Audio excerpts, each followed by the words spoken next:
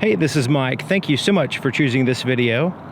Today I'm in North Myrtle Beach, South Carolina, visiting North Strand Nissan, and I'm checking out the all-new 2018 Nissan Kicks. Now this one is in the SV trim level, and just an amazing vehicle at this price point. So let's go ahead and check it out. This Kicks is sitting on 205/55 Firestone tires wrapped around 17-inch alloy wheels with a gloss black. It also has disc brakes, ventilated disc brakes in the front and drum brakes in the back. This particular vehicle is a two-tone, so it has the gray lower and the orange roof that also extends there on the sides on the upper portion of the doors as well. Looking pretty nice. Hopefully the camera is doing it justice with the sun shining on it, and you can see the roof rails there are also in a silver, giving it some contrast. All the black here in the front of the vehicle is a non-reflective matte or flat black plastic.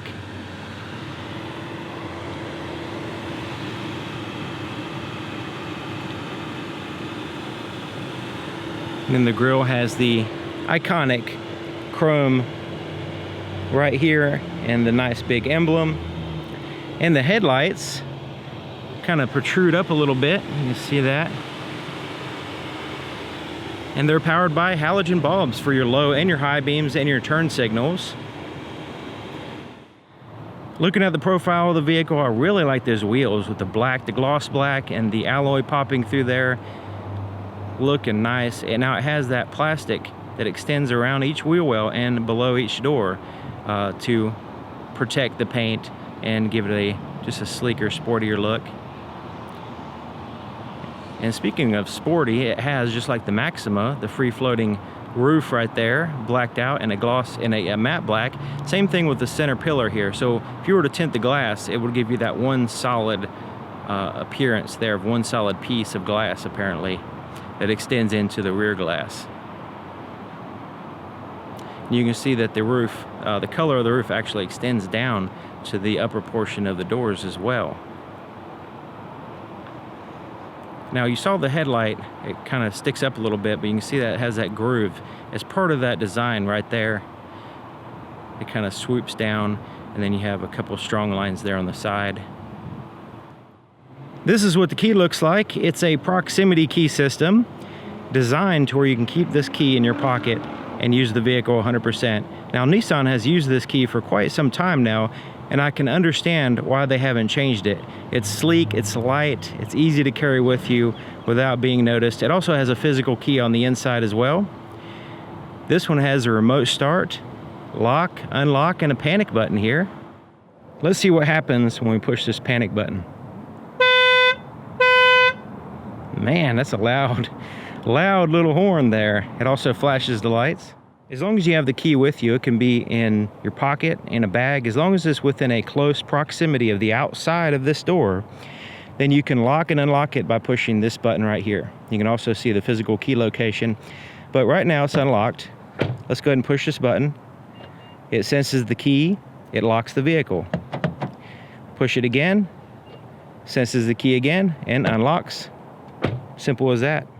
Okay, so looking on the inside of the passenger door, most of the door is a hard plastic, except for right in here. You have a cloth, soft to the touch armrest, kind of comforts your arm a little bit, and does have a little bit of a pattern.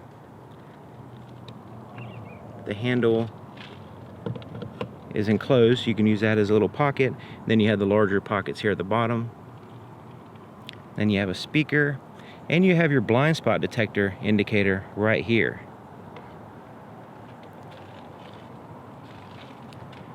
There's your threshold, manually adjusted seats, and check it out, quilted cloth seats, really nice. So you have that same pattern here on the side, some contrast stitching, and then the quilted part in the center. It's not actually stitched quilted, but it is have that quilted effect anyway. It looks pretty neat. And the seats are comfortable, easy to get in and out of. The height of the vehicle is perfect. It's like you just walk up and you don't have to climb out or climb in. It's just a perfect height. So there's your floor space. Now I'm going to put all the specs in the description and all the details on this vehicle. But just to give you an idea of visual reference here, you can see there's a little bit of tapering here, but other than that, it's nice and wide and open floor, open area.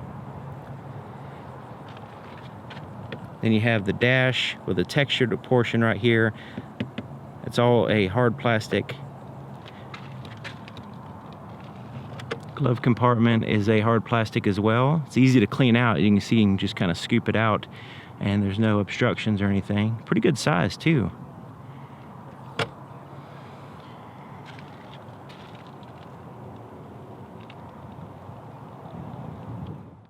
Here's the inside of the back door. Basically the same thing with the hard plastics, and then you have the soft touch surfaces around your arm, contoured around your arm, and then you have a bottle holder, a little bit smaller pocket there at the bottom. There's pockets on the back of both front seats. Then you have the quilted seats back here. Now this is basically a bench seat, but it does fold down in a 60-40 split to add to your cargo space, which is really substantial when you start folding seats down. It has the latch system for car seats, also known as ISOFIX. And check out the distance between the seat and the floor. So your knees are not sticking up in the air when you're sitting down. The back seats are slightly higher than the front, so you can get a little bit better visibility over the driver and the front seat passenger. There's a hump here in the center portion, cup holder. The hump is very small, so it's not like a big hump getting in the way. You can actually, you know, possibly put an adult here in the center portion of the seat. And folding the seats down, it's really easy. Pull that up, and it has a little orange indicator letting you know that it's not latched yet. Once you put it back, it'll latch like so. So looking at the back of the vehicle, we already saw the orange roof. And it has a little antenna right here in the center, looking nice. And a third brake light in the top portion of the glass with a matte black right above it, separating the orange from the vehicle. Standard bulbs on all the tail lights here. Now the third brake light is an LED.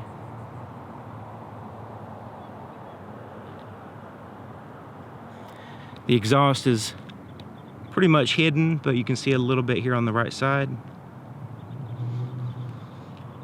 The backup camera is almost in the center position, right in here.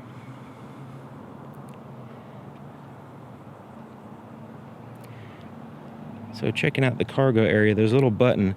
Now the camera is offset to make room for the button, so I'll show you. So you can see the button is kind of offset a little bit too.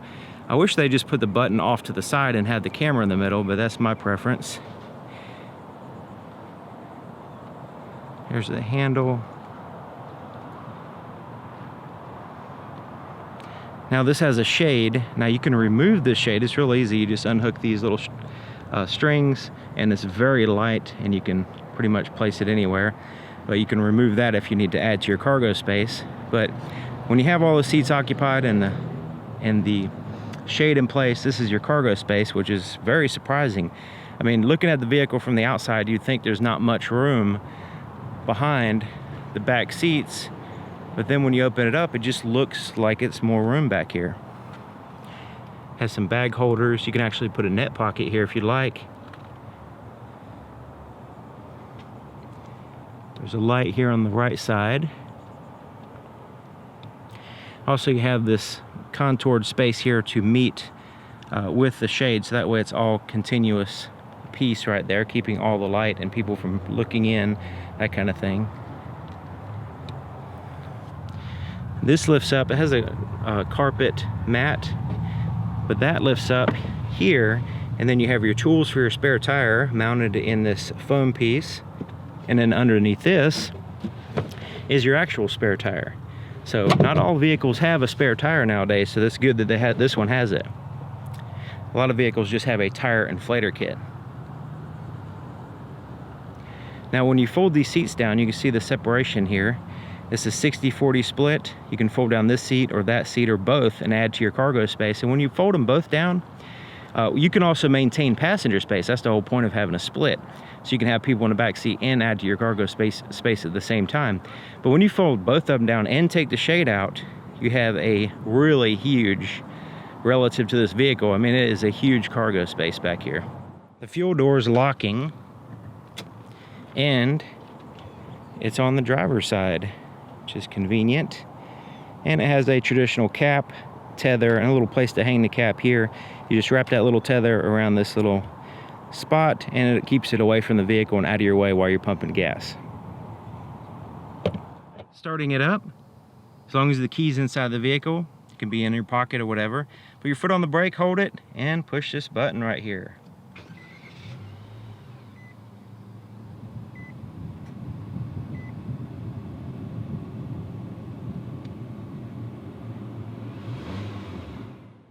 So here's the floorboard in front of the driver's seat. You notice that the floor mat hooks in place in 2 places on this side, keeping it straight and out of your way. So your accelerator and brake pedal, it does have a footrest here on the left side. Let's take a look under the hood. To open the hood, there's a latch right here in the very center. So you reach in and move it to the left. So reach in and move it that way and lift up. You can see right there is where the lever is. And it requires a prop to hold it up. There's the prop. It's actually on the underside of the hood. You just swing it down and attach it there. So looking at the hood here, you can see there's a pretty good amount of crumple space, crumple zone right in here. So it's a thicker hood than you typically see, but it's not very heavy. I mean, it feels like it's made out of a possibly aluminum. I'm not sure, but it's not that heavy. It's not that hard to lift up basically, but it is thicker and has that front portion there.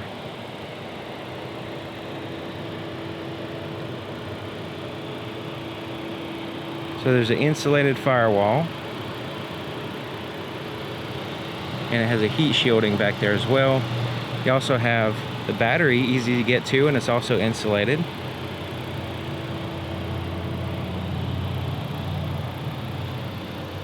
There's the strut towers. They seem to be braced in the back here, braced in with the unibody structure.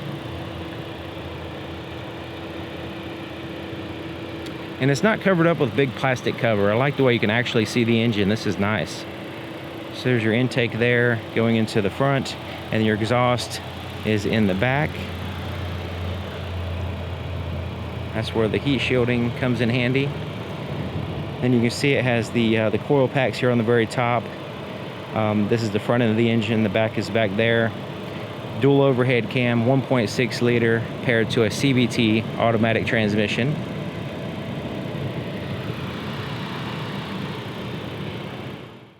The inside of the driver's side door is just like the other side, except for it has a few more buttons. So here's your controls for your windows. Your rear windows are here. Your front windows are automatic. So it's one touch up, one touch down. Side mirrors are adjusted here. You just pick a side and adjust it with this little pad.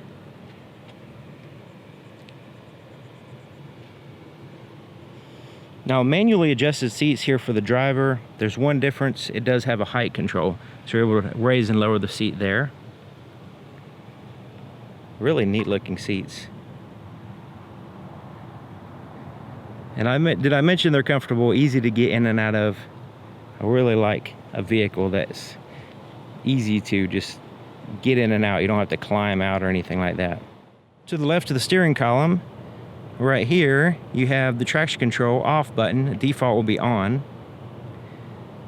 And then you have this pocket, really nice pocket, and it's kind of slanted down. It has this little lip right here to keep your change or whatever from falling out while you're flooring it. And then it has a tilt and a telescoping steering column that locks in place with this lever, which is easy to get to and easy to manipulate. It's really easy to just move it. You can find it easy, and it's just right there. Some vehicles have it deep under here and you have to find it, and it's really hard to find. This one's perfect. Okay, sitting in the driver's seat, checking it out.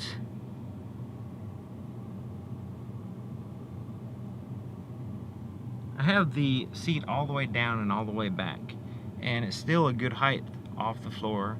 And you can see this is about, I'm 6 feet tall, just to give you an idea of how much legroom is here. This is probably maybe a little bit too far back, maybe just right. I'm not really 100% sure yet, but it's about that range for a 6 foot tall person. Now, you could be a little bit taller, I'm pretty sure, and you know, drive this vehicle. It's not I don't think it's going to be an issue considering the seat height. Okay, so looking at the steering wheel, it's a synthetic, soft to the touch. Not super soft or anything, but it's soft enough for a steering wheel. You don't want it too cushy of a steering wheel. Flat bottom, that's pretty neat. Nice and comfortable, actually, steering wheel. A little bit of a grip right there, and it has that kind of like a simulated leather texturing to it.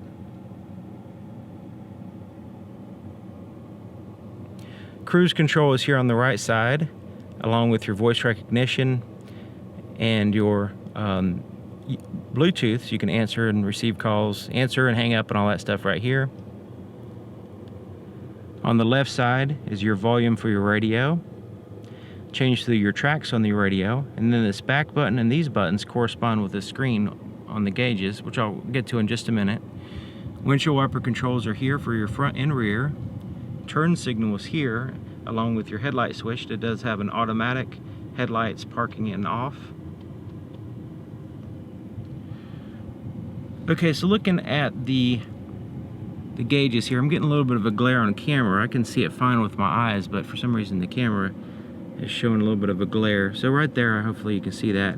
So you can see it has an RPM gauge here on the left side. That's actually digital.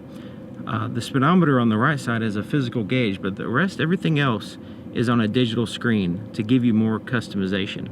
So I'm going to use these buttons here, and I'm going to show you what's possible. So it shows you what gear you're in, the odometer, clock, outside temperature, and right now it's showing how many miles before you're empty, and then your fuel gauge there at the bottom. But I'm just going to go to the left with the arrow here, so you can see there's little icons here at the top. You can see this is part of a whole menu system. So this is just one option. There's a digital speedometer, there's an eco gauge, whatever your radio is doing, and then it goes back to that screen. Now we can scroll and we can get settings right in here. Information regarding your speedometer, but also if you scroll down, then you have a trip computer and your driving aids, which and there's your tire pressure. Now you notice your driving aids will show up in the middle anyway, so you don't necessarily have to go there. So that's kind of a quick rundown of the screen next to your gauge there. So it's a highly customizable, so you can customize different things on there. It even has different welcome messages that you can put there, or at least turn on and off the animation for your welcome screen.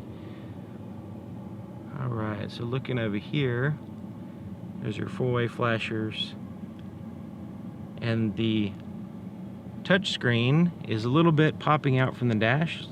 It's pretty cool, gives a little bit of a depth of field look to it, separating it from the dash.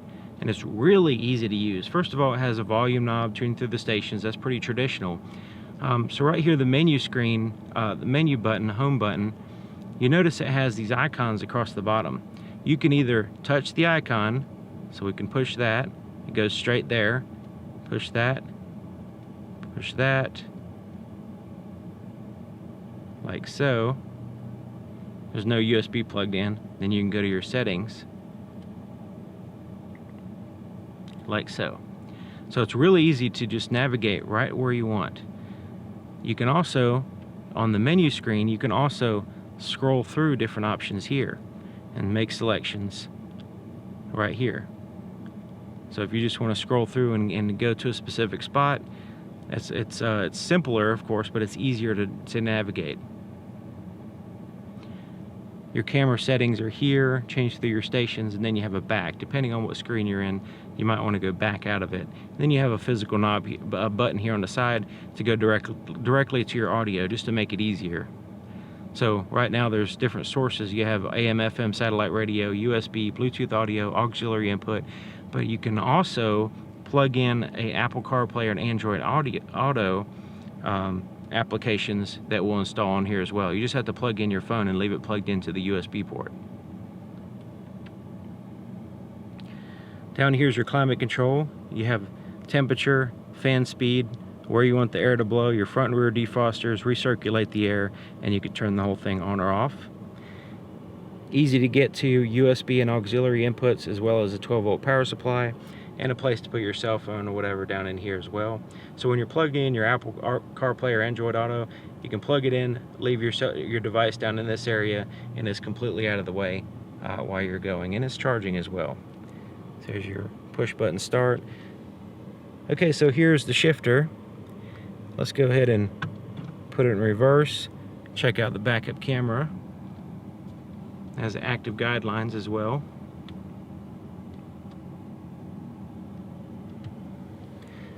There's neutral, drive, and then this is a CVT automatic transmission, so you can put it down in this low range if you need to have some engine braking going down hills or something.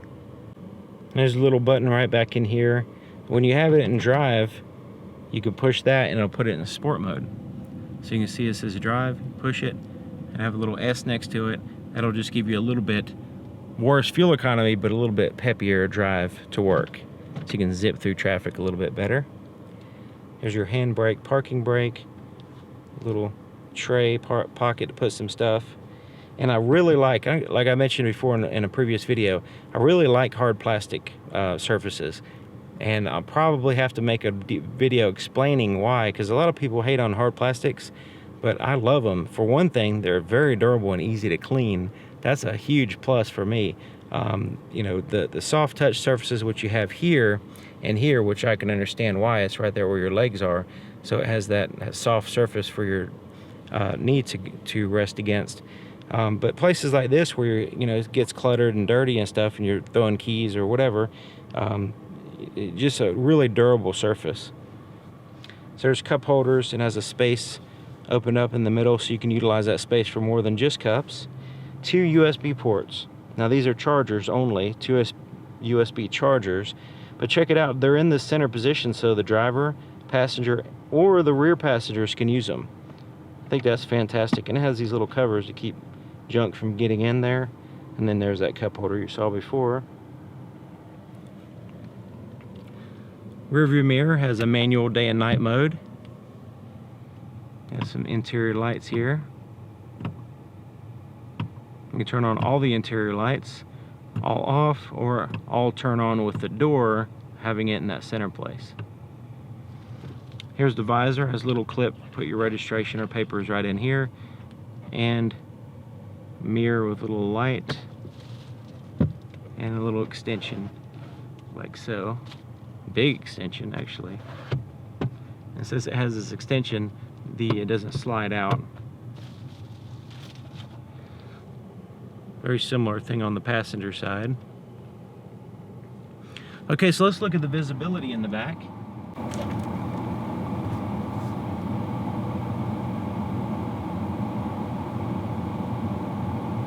So you can see it has those pillars in the back that's quite wide, so you have a little bit of a getting used to as far as that goes. The headrests as well, but it does have the blind spot, and actually the blind spot detection system also has the rear cross traffic alert as well, and the backup camera and all that good stuff to help you out with the driving the vehicle. So anyway, it's a brand new vehicle, Nissan Kicks. First time I've ever seen this vehicle, and this is as soon as they got it in yesterday, late yesterday, and I ran out here as fast as I could, and I just love it. So thank you for watching. I think this is going to be a hot seller, similar to the Rogue is now, but I think this is a really good, for the price range, this is a really good vehicle. So thanks for watching. Thank you to North Strand Nissan here in North Myrtle Beach, South Carolina. I'll put their contact information in the description. and I'll see you guys next time.